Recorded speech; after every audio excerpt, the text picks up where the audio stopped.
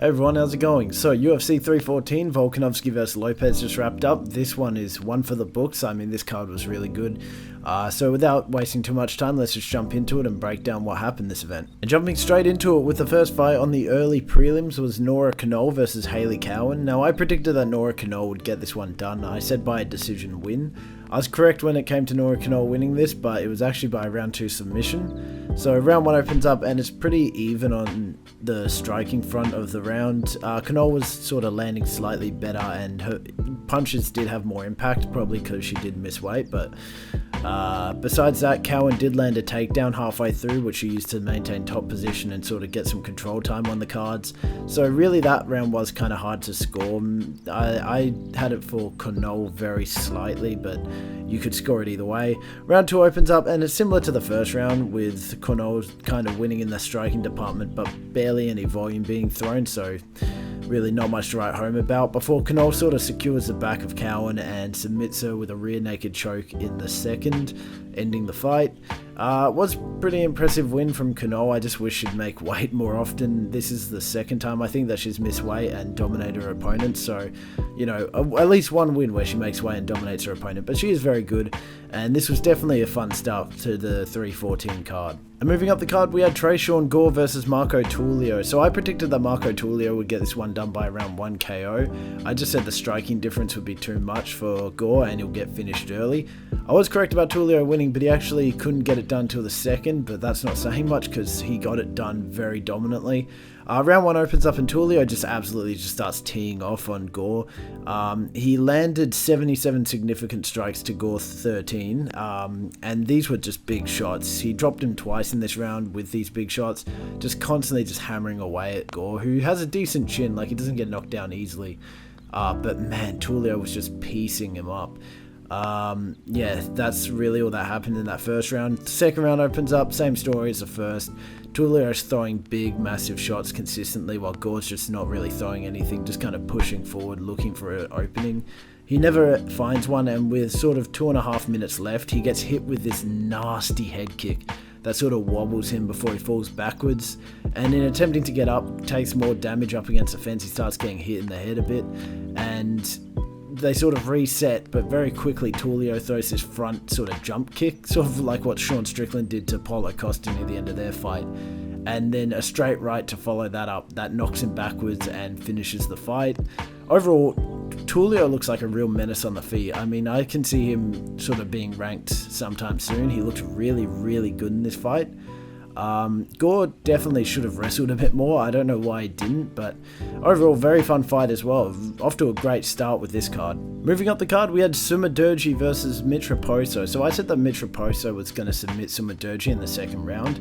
Sumudaerji won this one and it was by a split decision. Granted, it was very close, so that's the second time that Mitch Raposo's gone to a pretty close split decision. But breaking the fight down, round 1, it was sort of very slow. Sumudaerji was kind of warming into the striking. He was winning on the feet most of the time, but Mitch Raposo did manage to take him down twice this round. It was pretty close, but I think Sumudaerji edged it out. Granted, I score more off damaging, so there's that.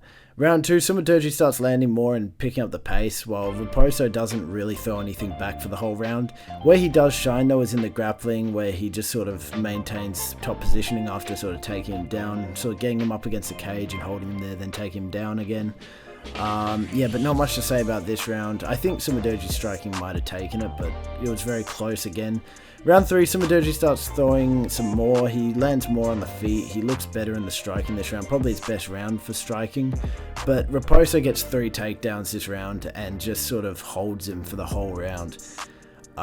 Very close round to score again, and at the end of the day, it just depended on whether you thought Raposo's sort of dominant position was enough to win a fight, or Sumudaerji's damage that wasn't really that much damage was enough to win him the fight.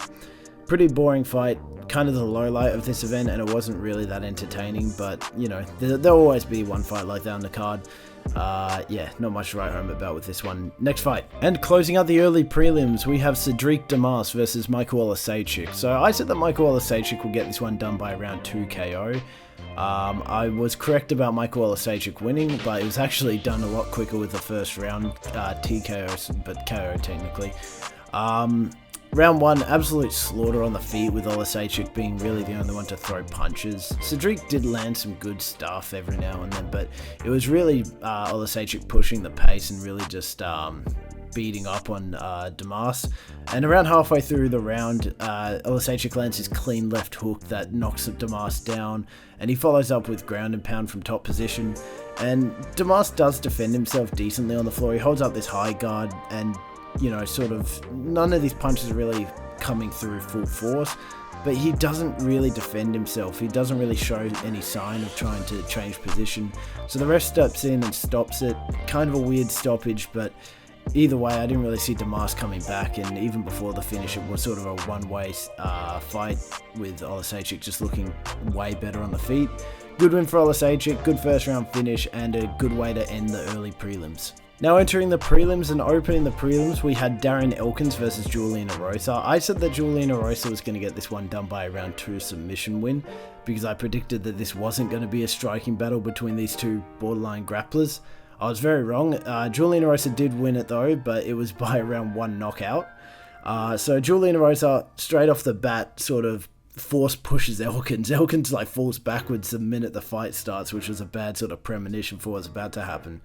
And when Elkins sweeps Erosa from bottom position, Erosa launches this up kick up that almost puts the lights out of Elkins. Elkins sort of hunches forward. It didn't look that bad to start with, but then on top position, Elkins just starts leaning forward into these punches, which looked really bad. Like, he must have been really badly concussed or borderline out for a second from that up kick, because he was out of it. Erosa tries to lock in an arm triangle, but just instantly gives it up to sort of get some more ground and pound in. And then when they get back to the feet, Elkins just looks horrible. He looks one punch away from being KO'd. He's wobbly on the feet. He's unstable. He's sort of backing up and running around the octagon to get a minute of reprieve. But Erosa keeps tracking him down. He lands a pretty brutal knee, and then another sort of softish left hook that puts Elkins down again. There's a bit more grappling where Erosa gets a crucifix and uses that to push off Elkins and get some more punches in. And in the end, Erosa lands another knee that stops Elkins before hammering down some fists in the side of his head and finishing the fight that way. This was pretty brutal for what I thought it was going to be. Good win for Erosa. I feel bad for Elkins because he borderline got finished by an up kick, but it is what it is. Next fight on the card.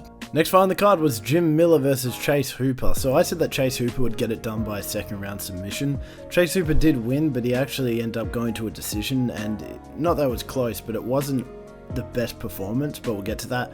Round 1 opens and it's fairly even on the feet. I thought Miller did look a bit busier and was landing the bigger shots. Hooper didn't really look great on the feet to start with, but Hooper shoots in to get a takedown that for a second looks like he's about to get gillied off of. Jim Miller sort of jumps this guillotine, sort of similar to as he did with Damon Jackson, but Hooper's pretty good at jiu-jitsu, so he pulls his head out of that, and while he's on the back, he kind of shucks Miller off to get top position for the rest of the round. Very close round, but I'd have to give it to Miller. He just looked a bit busier in that first round. Going into round 2, Hooper comes out looking a lot better on the feet and starts sort of taking Miller down by getting him up against the cage. Hooper secures the back of Miller, and while Miller's standing up, he locks in a body triangle and sort of sits on the back of Jim Miller, trying to sink in a rear naked choke. He lets go of that and he secures a few more takedowns and maintains dominant position for the rest of the round. Not much to write home about in the second round, but it definitely did go to Hooper just based off dominant position. And round 3 opens. Going into the third, Miller looked incredibly tired. You could tell that the fight was sort of catching up to him and he's kind of at the end of his run when it comes to the UFC. And this one he just got dominated. Hooper started to pick up on the feet. He did look a lot better in the third round. He sort of grew into the fight striking wise. But even without that, he sort of constantly kept top position. He kept threatening submissions. He always stayed in dominant positioning after taking down Miller. So yeah, it was a pretty close fight to start with, but Hooper just ended up being better in pretty much every department near the end. Took it by a unanimous decision. In his post-fight, he said that he spent too much time in his camp gooning. So, I mean, there's that. But fun fight outside of that. Moving up the card, we have Yan Xiaonan versus Verna Jandiroba. So I said that Jandiroba was going to get this one done by a round 2 submission. I was correct about Jandiroba winning this one, but I was incorrect about the method. It was actually a decision win for Jandiroba, but it was a dominant one at that, so no questions about who won this one.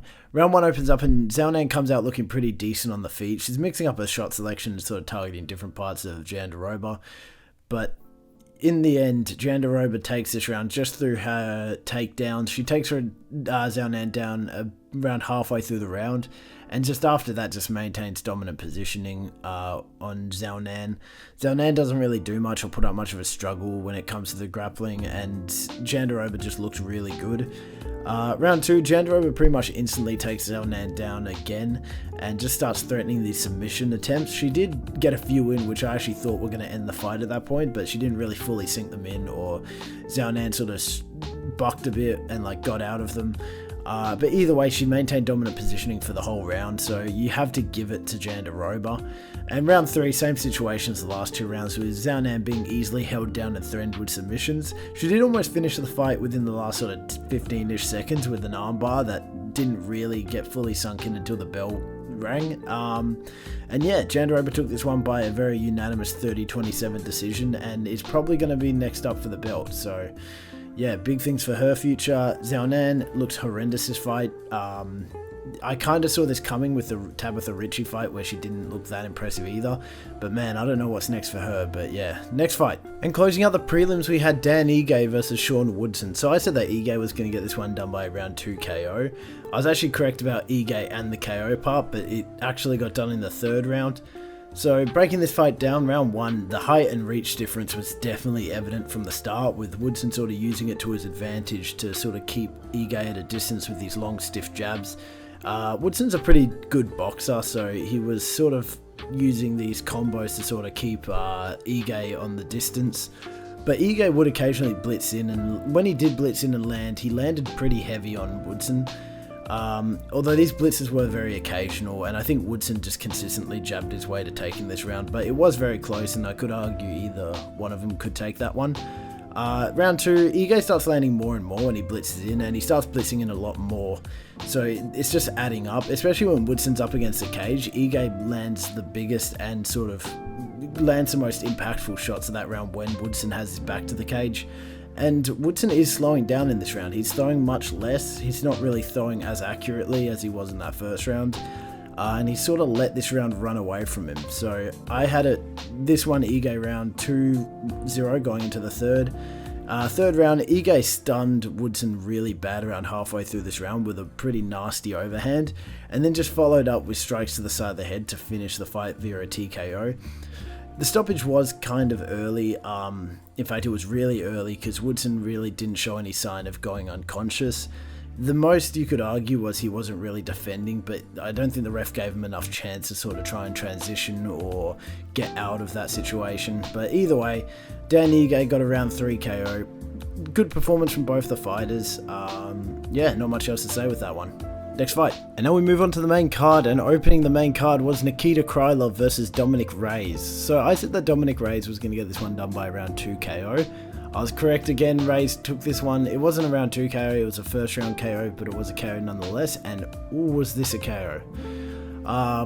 Round 1, both fighters come in hot, trying to take each other's heads off. Nikita Krylov is finding success with these sort of front kicks down the middle, and at one point they both hit each other at the same time with these powerful shots.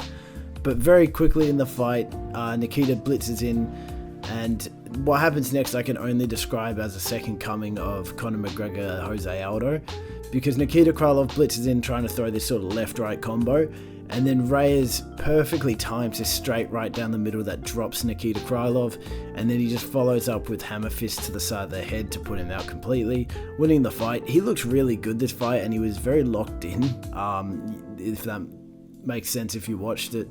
He just really didn't let anything slip that fight, and I think he will be a threat at light heavyweight. I don't think he's going to get another belt, but I do think that he is going to be something in light heavyweight.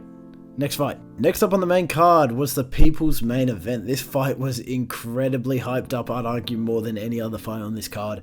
Bryce Mitchell versus Gene Silva. So I predicted that Gene Silva was going to get a round 2 KO. I did predict that Bryce would have his moments in wrestling, but overall the power of Gene Silva would just be too much for him. And I was correct about Gene Silva winning, but out of all things, he ended up submitting Bryce Mitchell, which I don't know if anyone's done that before. In the UFC at least, but oh my god, was this a crazy performance. Round 1, Mitchell actually finds success in the first round just on the feet. He starts chopping at Silva's calf, the damage starts showing very quickly, and Silva starts sort of switching stances and limping a little bit. And it felt like Silva just really couldn't find his rhythm with sort of what Bryce was throwing at him on the feet. And even in the striking, Bryce was landing decent, throwing in these kicks and sort of hitting him with these combos that would sort of throw Silva off his game. And surprisingly, Silva looked the best on the ground in the first round. There was a moment where he almost got Bryce Mitchell in a guillotine that he was like squeezing incredibly hard on, but eventually Mitchell slips his head out. And he was threatening other submissions on the ground and sort of dominating with the ground and pound on the ground. Very close round, but I'd have to give it to Silva, although Bryce did look really good on the feet. Silva just sort of did a bit more that round. Round 2 opens up and Gene Silva turns the tide and starts landing big on Bryce Mitchell, with one shot sort of stunning him in the face and sort of causing him to back up for the rest of the fight. He was sort of retreating after Gene Silva started hitting him with the heavier shots, and Mitchell just keeps shooting him for takedowns that Gene just starts denying.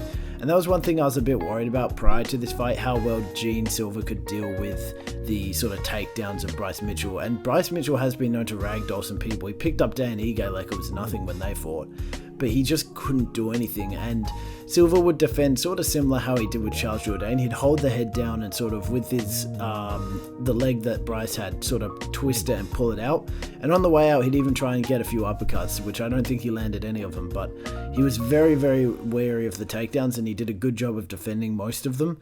And then up against the cage, he locks in this ninja choke and it slowly gets taken to the ground. It looks like Bryce is trying to reverse out of it and trying to flip around and stuff to sort of loosen this submission. But he ends up tapping when it like sinks in really deep, and Gene Silva submits Bryce Mitchell. Oh my god, what a crazy end to such a sort of hyped up fight. This fight was really, really fun. Amazing fight. Yeah, next fight on the card. Next up on the main card was Yair Rodriguez versus Patricio Pitbull. Now, I predicted that Yair Rodriguez was going to win this one. I said by around 3 KO. I was actually correct. Yair did win this one. It was by decision though, but it was a very dominant performance from Yair, so no questions about this one either, who won this decision. Round 1, one of the most patient performances straight off the bat we see from Yair. He doesn't come out strong, he doesn't come out throwing like crazy or jump kicks or anything like we usually see him do. He comes out very sort of square stance, arms up, very respectful of Pitbull's knockout power and sort of feeling Pitbull out for that first round. But despite this, he did look really, really good and was landing a lot more than Pitbull. If you look at the significant strikes, you can see this the most. He landed 11 significant strikes, while Pitbull only landed 4 this fight round. But yeah, it was low volume, so it's kind of hard to score. But overall, Rodriguez was just landing better, and he was landing more clean. So yeah, I think he won that one off volume alone. Round 2, slightly higher pace from Rodriguez. He starts to sort of get into the fight as the rounds go on, and he is sort of mixing up his shots a bit more in this one, sort of throwing in some like kicks, throwing in some more punches straight down the middle. They both end up getting takedowns this round. I think Pitbull did a bit more with his takedown when it came to sort of utilizing the ground and sort of his grappling, but I think the striking was the main differentiator in this round as well, and I think Yair just looked a lot better on the feet. Round 3 opens up and Yair starts seriously picking up the pace. He starts getting back to the Yair we usually see, where he's throwing at high volume, sort of targeting his opponents in like the corners of the octagon, pushing them back with force. Pitbull does get scarily close to locking a submission on him, so Yair knocks Pitbull down and then dives in on him, and Pitbull tries to lock in this armbar while Yair is trying to get some ground and pound off. Yair escapes out of it and ends up landing some pretty decent ground and pound. In fact, the ground and pound got to a point where I was like, if he could get a good 3 or 4 shots in combination, he could finish Pitbull here. He doesn't end up doing that, but he does go to the judges' scorecard to get a 30-27 unanimous decision. Very good performance from Yair Rodriguez. It wasn't the most fun fight of his, but he did what he needed to do to win. Patricio Pitbull didn't look bad by any means, but he just didn't show any potential this fight. Yeah, next fight on the card. And now we arrive at the co-main event, Michael Chandler versus Paddy Pimblett. 5-round bout. I was kind of worried about Paddy's cardio, so I predicted that Michael Chandler was going to finish him in the 4th round by a KO. I was actually wrong. Paddy Pimblett ended up getting this one done by round 3 KO, of all things. So breaking down the fight, round 1 starts fairly evenly matched on the feet, with Paddy actually landing more than Chandler, but just slightly less power. Chandler is landing the bigger of the shots. But the highlight of Chandler striking-wise this round was this very hard shot over the top that landed on Paddy. But to everyone's surprise, Paddy just ate it, and he started like celebrating, jumping around. So I think it is true. Paddy does have a good chin. We've never seen it tested, but I think this was enough to prove it. However, Chandler did find success in the grappling. His background in wrestling shunned this fight. He got Paddy up against a cage and just started like ragdolling him, taking him down by like picking him up and dropping him. It was a very, very close round, but I actually think Chandler might have taken this one by just control time. Near the end of the fight, he just held him up against the cage and kept dropping him over and over again. Very close round though. Round 2 opens up and Paddy starts landing harder and harder on the feet on Chandler, and you start seeing this damage pool. And Chandler just isn't really throwing back. He kind of marches forward to sort of get an overhand in while blocking shots from Paddy, but he really just isn't landing them, and he's not really throwing much else outside of that.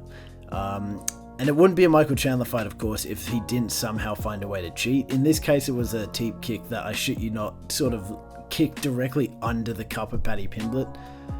It was brutal looking. Paddy walks it off, and then he sort of gets pushed up against the cage later in the fight where he attempts this standing triangle. I don't know how to describe it. He did it on Cage Warriors. He gets pushed up against cage, he like jumps up and then tries to wrap his legs around Chandler's head. He comes up short, gets taken down, and then from bottom position, Chandler somehow ends up giving up his back twice while staying on bottom, and you know, he just looked really bad on the ground as well. Paddy obviously won this one both in the wrestling and in the striking, and then round 3 opens up and almost instantly Paddy lands this massive knee straight to the head of Chandler that cuts him open and busts his face open. Chandler starts running backwards, and then he starts doing what he does pretty much every fight when he starts getting damaged, and that's running around in circles in the octagon.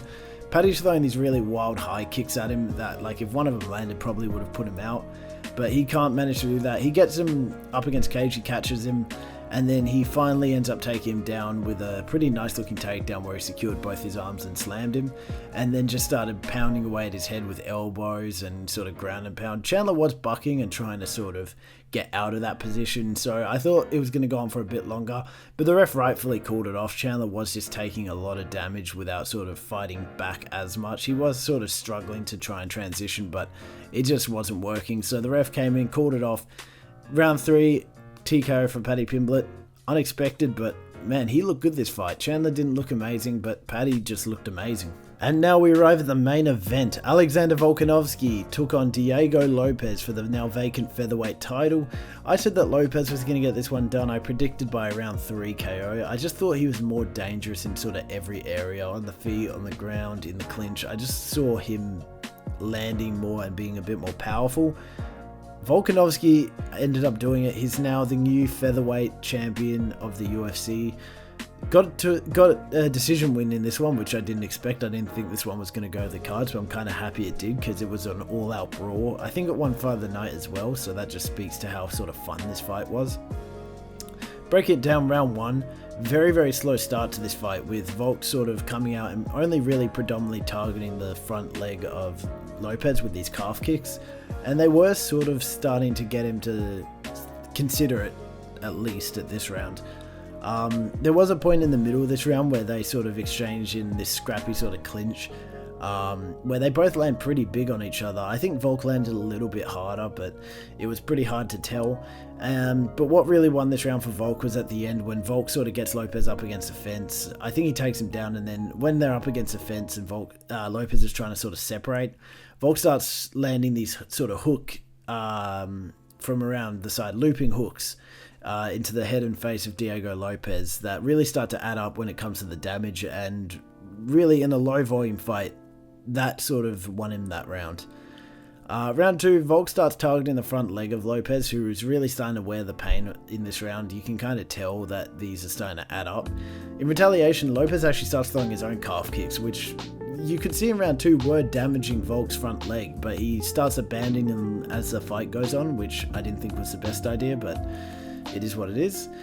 They start trading counter punches in the pocket before creating distance, but Volk starts landing jabs at distance as well, which sort of add up on the cards. However, I need to give this round to Lopes because he drops Volk pretty badly in this fight in a way that I thought would end the fight.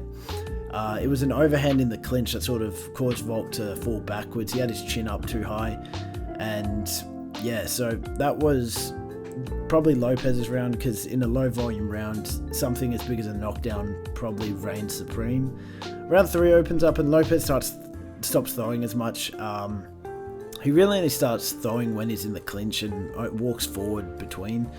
Volk just keeps the same pressure on. He's landing this stiff jab, and then whenever they get into a clinch, he'd land a few counter shots. But that stiff jab was really starting to add up damage-wise when it came to Lopes. Round 4, Volk continues doing what's working in the previous rounds. Lopes continues doing what he's doing, but you know, as we've seen in round 3, it's not as successful. Lopes just doesn't really throw much outside of the counter punches in the clinch, and while they are landing pretty big when he does get them off, it's not every moment of the fight where they're going to be in this clinch, and outside that, he just sort of walks forward with a high guard, waiting for them to enter the pocket again. He's also given up on anything else besides boxing. He did throw some kicks before, but he hasn't thrown anything really since round 2.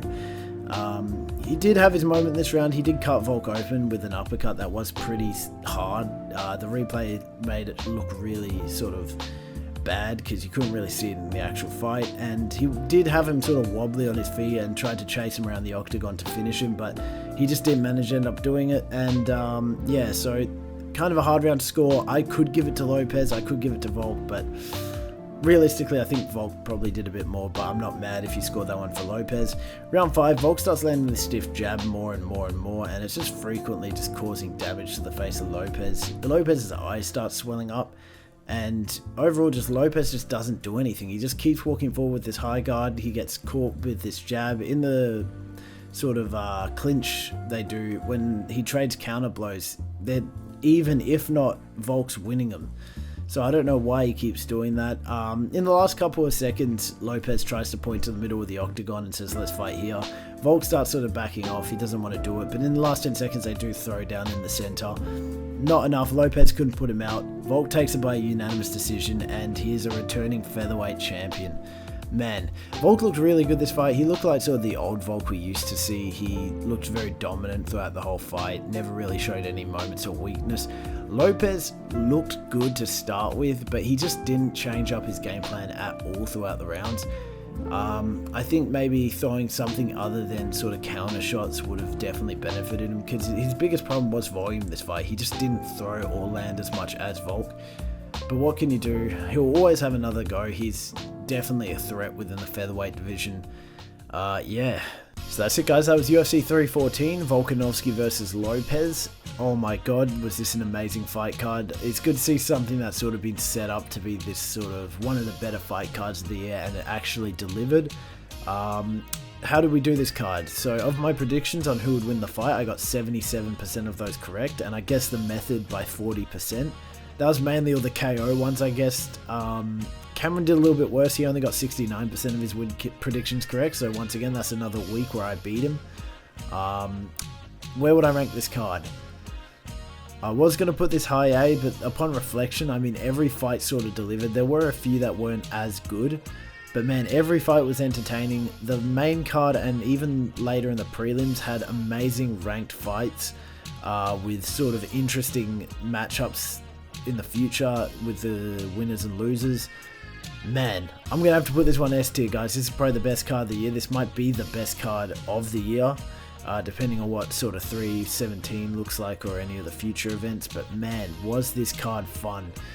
Volkanovski's back again. He's the featherweight champ. He looked amazing this fight. It sort of looked like the Volk we all got used to. Lopes looked decent as well. You know, he'll come back. He's a very dominant threat in the featherweight division, and I'm excited to see the future matchups for him. Speaking of, my next video will be on matchmaking for the winners and losers of UFC 314, so please check that one out. But yeah, man, amazing card, very excited. Not much else to say. Bye-bye!